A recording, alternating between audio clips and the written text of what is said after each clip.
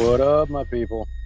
It is way too nice outside to be inside, so I'm coming at you from the expansive. Let's do this. We're working on training today. The 3 rules of injury-proof training. So, if you've been around the Resilience water cooler for any amount of time, you know that we're all about injury prevention. For a few simple reasons. For one primary reason, getting hurt is what sidelines most people. It's what keeps them out of the game, and it's what crushes their results and demotivates them when they from getting back into the game and achieving those results again. It's the number one reason why people are sick, fat, and out of shape, I think. And aside from psychology, but if you've been in shape and then if you've been in shape and then you get out of shape because you get injured, it's I find like it's a huge obstacle for most people to overcome, and they end up sacrificing so much time, and they feel behind, and it's just this cascade of things that you don't want. So instead of me riffing, let's look at what I actually wrote down. We've all been there. The only reason that I know anything about injury prevention is because I've been injured a fuck ton. I actually had Lyme disease, which went undiagnosed when I was a kid between the ages of 8 and 13. So 5 years, Lyme disease running rampant through my body. And no one even thought to check. I had migraines, I had joint pain, I kept rolling my ankle, I had circulation issues, not to mention the psychological fallout of being like a pubescent male who is unable to engage in any sort of athletic endeavor and just feels like a complete pariah. Not fun. And so in the aftermath of healing, first of all, like getting rid of the bacteria, but then bringing my joints back to a place where I could actually use them, and then starting to actually get my body and my muscles back to a place where I could actually use them and feel proud of how I looked. It's been a journey, and everything that I learned along the way, I leverage in my programming and in my coaching. So the truth is that if you're injured or if you get injured, there's something that you could have done prior to that point, but prior to getting to that point, that 99% of chance would have solved that problem. Smart training solves 99% of physical problems. Everything that I've come across in the gym, all kinds of injuries, surgeries, post surgeries, strains, in every single joint part of the body that you can imagine has a solution. And we've been able to find it. And what I want to share with you guys today is the 3 overarching rules that I've discovered as to how to train to prevent injury from ever happening. I shouldn't say that because I train this way and I still get injured. The thing is that I don't have to take time off. I'm sitting here Thursday. I pulled my hip flexor on Monday sprinting because it was actually kind of like a backlash from sprinting several months ago and not warming up properly, not doing what I'm about to tell you guys to do now, and it just never healed fully. And so then fast forward to Monday, and I tweaked it a little bit, and you could say re-injured myself. But I know how to train around injury. I know how to train towards injury, like bulletproofing and fixing and calming down muscles that are pissed off, and supporting tissues that are damaged. So that way I don't have to take breaks and I can continue to make progress. And you can too. But it's just going to take you a lot. If you're going to start from scratch, it's going to take you 20 years because that's how long it took me. So if you want it to take 20 years, you do the resilience method and we fast track that learning for you. So I basically went through this already. The real cost of not training this way, something hurts, you pretend it's not there, you ignore it, it gets worse, then you have to stop training, and then you get hurt again, and the cycle just continues. And you just keep accumulating damage, and you keep training, and the possibilities for you in terms of movement and strength, they just keep going down until you can't really do anything except for like 4 exercises on a machine. And that's who wants that body. That might be where you're at right now. That's where a lot of guys are. It's so sad. This is a little bit off the beaten path, but it feels relevant. So much of your life is organized around status. I'm gonna make the money to create a lifestyle, to spoil my wife or significant other, to be able to enjoy the fruits of my labor. And that's all well and good. But if you spend so much time doing that and making money that you crush your body, to the point where it can't move, everything hurts, your sleep sucks, your hormones are tanked, and you can't even get it up, what the fuck is the point? Are you really enjoying life at that point? No. So why not? Let's do some better math. Making money is great, but taking care of your body is equally important, if not more so. Because as soon as you get hurt, as soon as you lose your health, health becomes the only thing that matters. And you've been there. This has happened to you. And then you got your health back, and then you forgot about it largely. And you went back to playing the game that you're used to, the game that you're put more effort into and therefore are better at. That doesn't mean that you shouldn't keep working to bring up your skills in these other areas, your health and your fitness. All right. So back to the topic at hand. So we ignore it, we stop training entirely, we train through it, injuries, we go to the doctor. And what does the doctor ever say? Oh, let's do some imaging. Let's take MRI or X-ray and see what's in there. They don't fucking know. They're just as clueless as you are.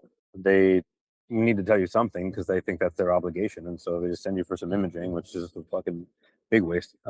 Most of the time, not all the time, just a waste of time because it's not like something's broken. It's not going to show up on an X-ray. Or they just don't know how to do anything. It's not their area of expertise, so you can't really blame them. It's like asking me how to fix a car. I don't fucking know how to fix a car. All right. So an injury is not bad luck. An injury is information. It's not something to avoid. It's something to lean into, actually. It's telling you something. So unless it's like an accident, right? If you fall off your bike, mountain biking, which happens to a lot of people, and you fuck yourself up, that's not what we're talking about here. We're talking about like training related, just, you throw your back out, reaching into the car randomly one day. Like that injury is information. That's telling you that the way that you reached into the car to pick something up was wrong. And the reason it's wrong is because no one, like, you just never taught yourself how to do it properly, how to engage the right muscles, how to hinge at the hips, things of that nature. Stop for a second and listen to what the injury is trying to tell you. So here's the 3 rules. Number 1, train unilateral, which means one arm at a time, one leg at a time. And I'm also going to include rotational core work in this category, which we'll see in a second. Number 2, train the joint itself. I mean, train the muscles, sure, but also train your joints. Your joints need as much TLC as your muscles do.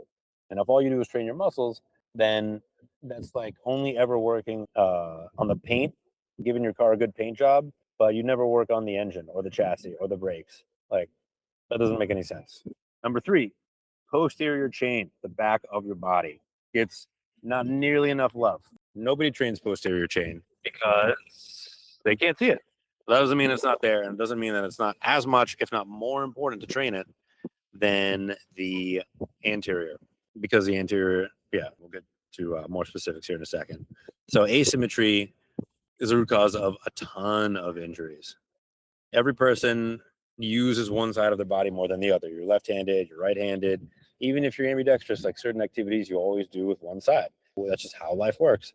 And it's not a bad thing. It only becomes a problem when you don't balance out the equation, when you don't train the other side. Golf is a great example. So many people their bodies get messed up from golf because who's going to train their golf swing the opposite way? No one. It makes you worse at golf, but it makes you better at life. So I guess you got to decide what you want. So every training session should include at least unilateral lower body movement, one unilateral upper body movement, and one rotational core exercise. So let's get into some examples. So here's some examples.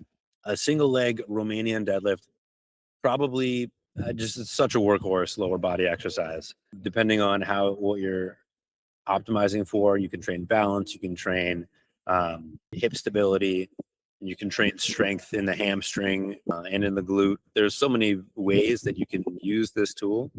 Yeah, can't say enough good things about the single leg deadlift. Single arm overhead press, also fantastic. My favorite way of doing it is from a half kneeling position because it trains, it starts to train the posterior chain, actually, which is what we said, rule number 3. But you can also do it from standing. Just make sure that your core is engaged and you're drawing your ribs in and down while you're pressing. Number 3, bicycle crunch. This is just the basic. It is unilateral, but it's also rotational. There's plenty of non-unilateral rotational core exercises, like a Russian twist would be an example of one. There's anti-rotation, which is also very, very, very, very, very, very important. For example, a Palloff press. This is just an example, right? Bicycle crunch. It's a contralateral movement, elbow to opposite knee. You're twisting. That's just to prove a point. So rule number 2, train the joint. So this is train the joint in a full range of motion, to be more specific. So this is a 2-parter. And before we get to that, we have to understand the reality that almost nobody trains the joint itself. People love to train the muscles. I said that already. But if you're not training the joint, you're missing out and you're going to get hurt. Straight arm versus bent arm training. This is a concept that comes from gymnastics and calisthenics. And unless you're into either of those things, you've probably never even heard about straight arm training, because everything else that you do in a gym that's not gymnastics related is going to be bent arm training. So every single press, curl, row, pull down, push up, bending of the arm, every single thing. Straight arm would be handstand, hand balancing, planches, levers, L-sits, all the things that gymnasts do that no one else does. Turns out training straight arm is way better for your joints. So do both. Obviously, when we're talking about joints specifically, we mean the elbows, wrists, and shoulders when we're talking straight arm training. So start to incorporate those movements today if you want to have a healthy upper body, healthy joints in your upper body. And then here are some examples. I guess you're getting a shit ton of examples on this one. So I guess the point of this slide is, like, instead of thinking about your training, your workouts in terms of muscle groups, you still can, but also start approach it from through the lens of the joint. What am I training my ankles? Am I training my wrists? Am I training my knees? Am I training my back? You probably never even thought to train that way. And even if you're injured, you probably never thought to train that way. You're probably just like, oh, I'm going to do some mobility drills and then go and do my actual workout. But that is why you got hurt in the first place, my friend, is that you didn't put enough importance on training the joints. It doesn't have to suck, by the way. Training joints can be fun. It can be difficult, right? It can get you jacked. Here are some examples. Number 1, passive to active hang. All right, this one isn't going to get you jacked, but it is going to make it so that way you can do pull-ups way, way, way easier, way more easily, and any kind of pulling exercise for that matter. If you want to walk through on how to do it, then check out our YouTube channel. We've got a exercise video in there. Handstand hold. So I almost said handstand push-up here, but a handstand push-up would be a bent arm and a straight arm, which isn't necessarily bad, but it's just less of just highlights the point less. A handstand hold.